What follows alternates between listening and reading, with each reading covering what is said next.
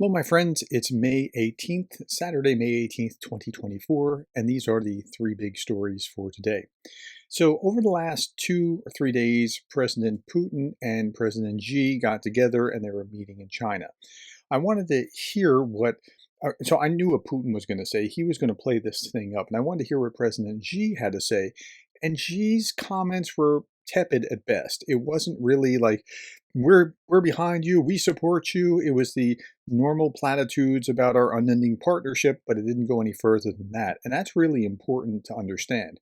So Russia and China have announced that they will deepen their already close military ties as Vladimir Putin met with Xi in Beijing on his first foreign trip since being inaugurated for a new term as Russia's president. The two-day visit is packed with symbolic gestures that underline the mutually beneficial friendship that has blossomed since Russia's invasion of Ukraine, but it didn't really say much more about that. In fact, when I'm reading other articles about it, this one was really compelling. The BBC, Putin and Xi no longer have a partnership of equals. Now, I've said that for 2 years now, that Russia used to be the senior partner, but over time, as Russia kind of downgraded itself, China became the senior partner, and it's a really interesting thing to watch.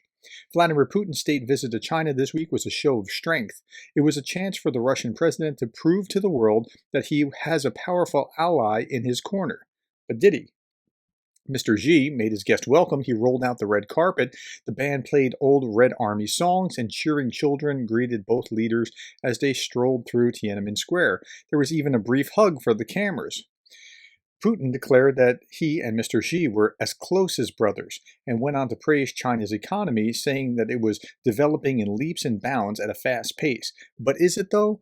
Like, if Putin is leaning on China, it reminds me there's a biblical passage talking about Israel, don't lean on Egypt. Egypt is a sharp stick. Like, it's that kind of thing. Like, if you just look at the headlines today, and all I did was type in Chinese economy, and you see Biden's China tariffs are the end of an era for cheap Chinese goods. China's factories fire up, a consumer slump persists. China unveils historic rescue for crisis-hit property sector as home prices, and it goes on, right? China's not really in that great shape. And so, yeah, Xi has his own problems, and he doesn't really want to cut ties with the West. He wants to continue to dig himself out of the hole that China's actually in right now. So Mr. Xi himself did not echo the tone of these lofty compliments. Instead, his remarks were more perfunctory, even bland. And that's what I was looking for, to see if Xi was really going to back Putin's play, or if he was just going to, hey, we have this no limits partnership, we're great friends. And that's about as far as it went. For China, the welcome ceremony and show of unity is in its interest, but lavishing its guests with praise is not. Right? They have different interests. And if you think about the different countries, almost like different personalities that have their own agendas, it makes a little bit more sense. The costly war in Ukraine, which shows no sign of ending, has changed the relationship, exposing the weakness in Russia's army and its economy. Mr. Xi will know that he is now in charge. The war has isolated Russia. China's ties with the West may be tense, but Beijing has not cut itself off from the world like Russia, nor does it want to. Nope, they want to continue to trade with the West. They don't want to get themselves in trouble with the West while they're supporting Russia to some degree, getting cheap oil from Russia, but they don't want to cut themselves off, and that's really important to understand. President Xi is attempting a fine balance. He wants to maintain an alliance with Mr. Putin while also knowing that close ties with a pariah puts at risk his stable ties with the West, which he needs to help his ailing economy. And his economy is ailing, and he understands this. A joint statement released to mark the visit also contains some eye-catching ideas to increase trade, and there were all kinds of, we're going to trade this and do that and build this port here and that kind of thing, but it also mentioned the word cooperation 130 times, and Putin needs Xi far more than Xi needs Putin, but he's happy to get his cheap oil. Meanwhile, Donald Trump was making himself the story here. Putin and Xi are planning to do damage while I'm sitting here in an icebox. Listen to this. This is fun to watch. They're writing something today that's maybe worse than anything. I apologize for the sound in advance. President Xi of China, I know him well. And President Putin of Russia, I know him well. They're right now together working on plans where they combine, where they get together and do damage, because that's ultimately what they're thinking about, doing damage. And you take a look at what President Xi said today. He fully expects to take Taiwan. He made that statement today. That's a big statement.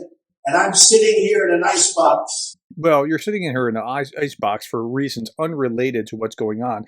But President Xi fully expects to take Taiwan. He was saying that, and Trump was saying that when Putin and Xi get together, it's bad news.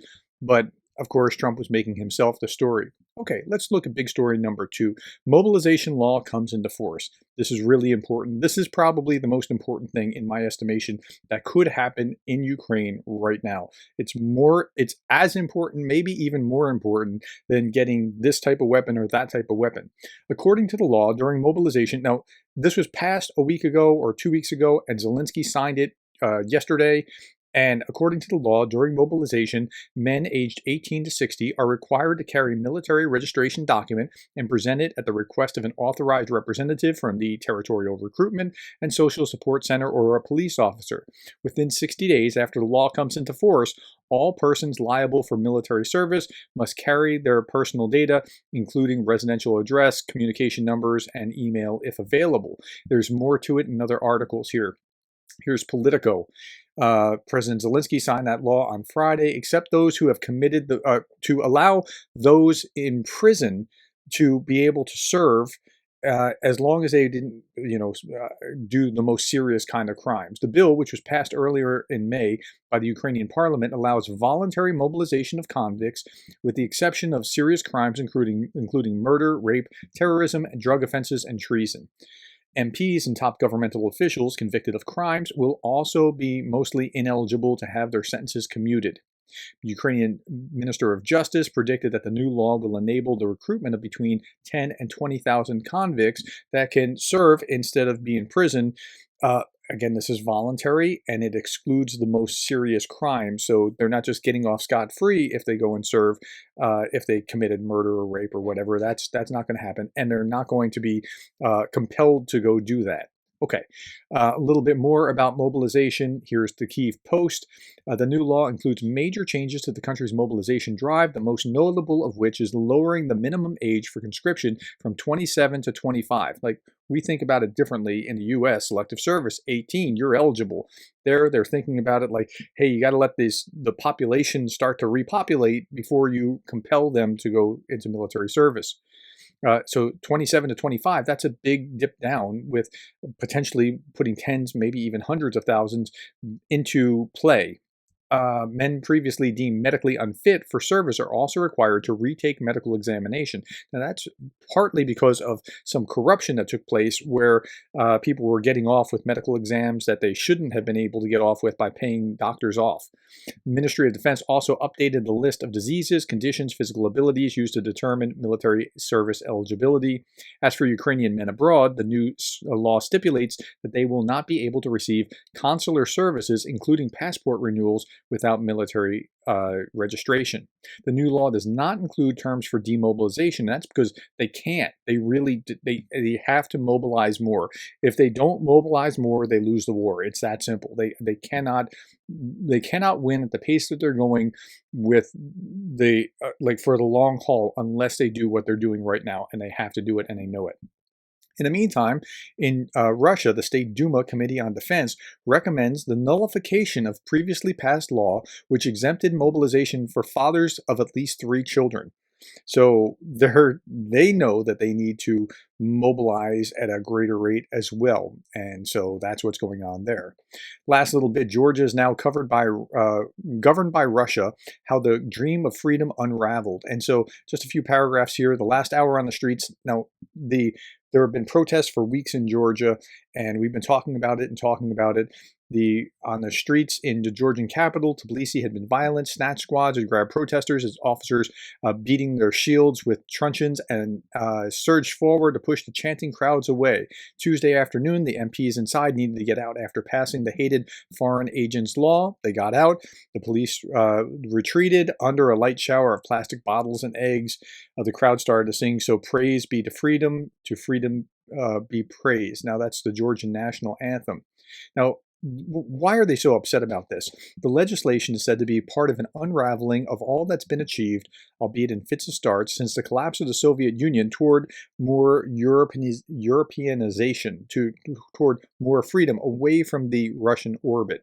And that's what's going on. Now, the prime minister was behind this, and the legislature passed it, but the president will veto. Unfortunately, their veto can be overridden and will be overridden by this is the president of Georgia.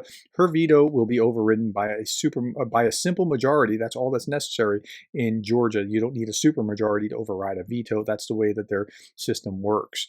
Okay, last little bit, and for that, I have this, because I just got my fellow created, and what do you think? I'm curious, what do you think? It's a pretty good likeness. I mean, they got some of the fine details here, and I'm very pleased with my sweater vest and my glasses, my graduation cap, and I mean, yeah, okay.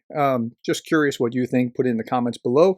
I also want to give a shout out to my sister, who I was just talking to. She called to wish my daughter a happy birthday, and we got talking about some things. So it's like, yeah, I see you every day. Well, okay. Shout out to you as well. Thank you for watching. And thank you to all of you for watching, for caring, for liking, for subscribing, leaving comments. Thank you for being the kind of person that cares about Ukraine.